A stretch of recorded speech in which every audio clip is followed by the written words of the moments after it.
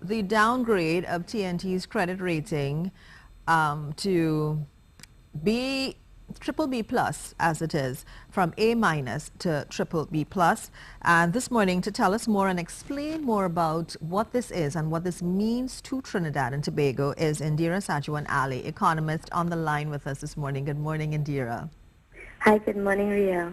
Glad to have you this morning to explain this to us. We recently heard what happened with Barbados with Standard & Poor's. They got downgraded. I suppose we were, waiting, holding our breaths to see what they would do with us. And lo and behold, we have also been downgraded from A minus to triple B plus. Explain what this means. Sure, Ria. It means that according to Standard & Poor's, Trinidad and Tobago, the risk factor has now increased. What this means is that if we're looking at borrowing money, for example, the institutions that we're looking to borrow from are going to want to charge a higher interest rate because what this means is that the Trinidad is not a safe bet in terms of a country to lend to as it was previous to now.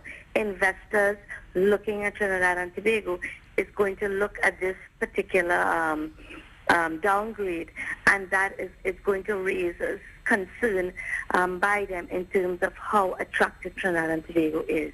The downgrade is not unexpected. We should not be surprised at it because of the current economic downturn that the country is in, and really it reflects the sense that Standard & Poor's has with respect to how we are managing the process to come out of that upgrade. So the issues such as the accelerated rate of our national debt would be of concern to it. That is my alarm. Yeah. There we go. Okay. Hello? Yes. There we go. Yeah, so yes, Standard & Poor's would be concerned with the accelerated rate of the increase in the public debt, Yes, which has occurred over the recent period, and that would be of concern to them because in a country where if you're increasing your debt, but they're not seeing signs of how the country is going to come out of it and move towards a process of growth, that of course would be of concern to it. The issue of the increasing challenges with respect to our foreign exchange situation, that would be another factor that would weigh heavily in terms of this particular downgrade. The absence of a very clear plan for economic diversification would be another issue that would concern them. Now, two companies that were also downgraded, according to Standard & Poor's, was the National Gas Company, NGC, and also Trinidad Generation Unlimited. With respect to the National Gas Company, it was from triple B plus to triple B, and with TGU, that's the Trinidad Generation Unlimited, it went from triple B to triple B minus. What does that mean for those two companies? Again, it means that what is happening in these companies, it creates a sense that they are now, the risk of doing business with these companies has now increased. And again, not surprising, the National Gas Company is a state entity that is responsible for the distribution of gas to not just the Trinidad and Tobago clients, but also in terms of to the rest of the world. And we know what has been happening there. We know the significant shortage in gas that the country currently faces. We know how that is affecting the downstream industry, such as methanol, for example. So that, it is really reflective of the economic downturn, much of it assigned to the contraction in energy, the contraction in prices, and the very, as far as they're concerned, what they're not seeing is the clear signs that things are being done in a different way in order to get us out of it. I mean, it's been a while now, for example, that we've been faced with this particular gas shortage. And, we hear about this deal with respect to Venezuela, but that is not a short-term initiative. It is something that it will take time for that to come on stream, one. Two, it is an arrangement with a country, with a government that is extremely volatile, so that in itself is an extremely risky area in which we have hedged our bets and in which we are hoping will be the cure-all for the energy sector. It reflects the rate of exploration that is extremely low, the rate of new gas finds, which is also very low. So that it is sends a signal that all is not well in the energy sector of Trinidad and Tobago, where we are, on which we are extremely dependent. Now, they've also said, though, that the rating action follows S&P's downgrade of the sovereign with a stable outlook, and they're even expecting this to improve between 2017 and 2020. And that improvement is based on, there are some gas finds that are supposed to come on stream. I think Jupiter is supposed to come on stream in the not so far future. And of course, I mean, when you do this, you're looking into the future, but at this point in time, the downgrade reflects what is happening at this particular point in time. Yeah? So we have to be cognizant of that. And it's anticipating that things will turn around based on the initiatives that they're hoping will roll out. So the gas find, the Jupiter that will come on stream, that will ease up the constraint on the gas shortage that we currently face. You know, between now and 2020, government has indicated that the investment with respect to Venezuela, you know, things are supposed to come in place. But as I'm underscoring the vulnerability of that particular arrangement and the extent to which we have very little control over what happens to that, and that should be of concern outside of Standard & Poor's to us as well in Trinidad and Tobago. Now, the call has even been made with respect to this, that this is even more of a better time, further proof that we should actually diversify the economy. Well, you know, that is my rallying cry for a very, very long time, even when things were very great. You know, a country that is responsible in terms of how it is developing and how it is managing its business is one that even when times were good, we should have been aggressively looking at diversifying the economy, because the oil and gas sector only contributes 3% to our employment in the country. So that we need to have other sectors that are creating sustainable employment. What government sought to do when things were good was to be the major employer to create and make good programs such as the on-the-job training and a host of different programs, which is not sustainable because all of those things are based on government having a revenue stream on an ongoing basis in order to meet it. What they needed to do was to ensure that other sectors, manufacturing, tourism, agriculture, all of these sectors were the ones that were growing, that were generating the jobs for sustainability, so that we would not have found ourselves where we are today, but we are here today.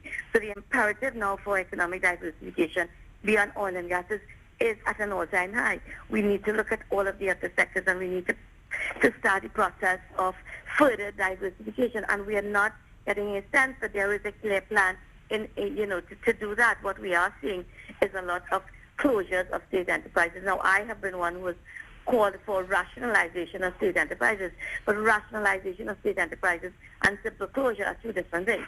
So, you know, one is not very clear in terms of what its thinking is behind what its government is doing. There's not a very clear articulated plan for economic diversification, for the growth of all of these sectors that we need to be growing, and that is cause for concern. Now, let's talk about the property tax as well. That's very current these days with Trinidad and Tobago citizens. That is supposed to go into the consolidated fund that should affect our ratings with Standard & Poor's. What do you think about this property tax being implemented at this point in time, and what do you think it can do or will do for Trinidad and Tobago at this point? Well, sure. Fundamentally, I don't have a difficulty with the property tax. Any civilized society, you know, where people live, we should be paying property taxes, because we pay property tax in order to ensure that the property that we live in, the value continues to appreciate, and from the perspective of what the state does with those resources to ensure that we have proper roads to our homes, proper services with respect to garbage collection, etc., etc. The concerns, of course, are very real. The most pressing one, I would argue, is the timing. Yeah. You know, already it's clear. It is very clear that government is seeking to fill the hole with respect to its shortage of revenue flows from the energy sector through taxation. And we've already seen a slew of taxes being imposed on the society, in addition to what many benefits that people have with respect to free books for children, free education.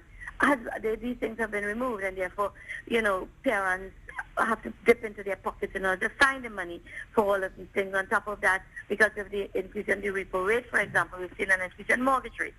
So that the strain, the burden of carrying the economic decline has really fallen very, very squarely on the middle income class and the low income classes of Trinidad and Tobago. And the extent to which they can further bear additional burden is highly questionable. We're already hearing signal by the Supermarket Association that prices of food is going to increase next month. Mm-hmm. And where does it come from, especially in a climate where there aren't job opportunities, there aren't opportunities for increased wages and salaries, and in fact there are severe retrenchments taking place. So you are squeezing a society, you're contracting purchasing power, you're contracting demand, and these things do not augur well for resuscitation of growth. So that the timing to me is very, very, I don't think it is a good time for the government to be imposing the property tax. That said, there are also a number of other things that we must be concerned about. One major one to me is the capacity of the country, of the government, of the bureaucracy to be able to manage the process that the government has in fact put in place. We're hearing of a very tight deadline by which there is a hope that all of the property owners will submit a series of documentation to valuations. But does the government have the capacity to process all of these things? And in what kind of time frame? Mm-hmm. How effective and how efficient will they be in order to do this? That is highly questionable. I mean, as we know how the bureaucracy in Trinidad and Tobago is very inefficient. Let's take, for example, the length of time it takes to have the approvals done to construct a building. Yes. Sometimes 2-3 years could go by and you can't get the approvals for the construction of a property. How is the government planning to be able to process this volume of documentation that will come at it in the time frame that it wants? Then the whole issue of the process of valuation, it is very, very subjective. Mm-hmm. It is not, one of the things I recall very clearly up to 2009 when they were imposing the property tax is the issue of a national valuation exercise was incomplete. There was partial valuation. So what has happened since then to now? Has that process actually been completed? We're hearing about the method that is going to be used with respect to the use of the annual rentable rate of property. Yeah. But you could have two properties sitting next to each other that because of the level of upgrade or could be subjected to very varying rents. Level of what is the process? Where's the transparency, the accountability, and the fairness in terms of how this process is going to unfold?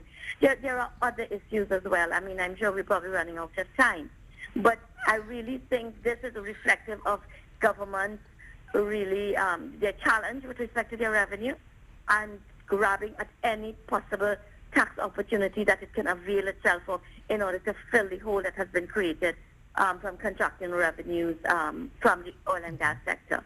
Instead, I think government needs to really focus in its mind on not so much how they're spending the money, and how they're putting the country on a path to economic development. Right. And that is absent. I keep repeating that. That is absent. Okay. Thank you very much for taking the time this morning, Indera Sagewan-Alli, economist, for speaking with us, both on Standard & Poor's, the downgrading, Trinidad and Tobago credit rating, and of course the property tax, which is on everyone's minds these days. So thank you so much this morning.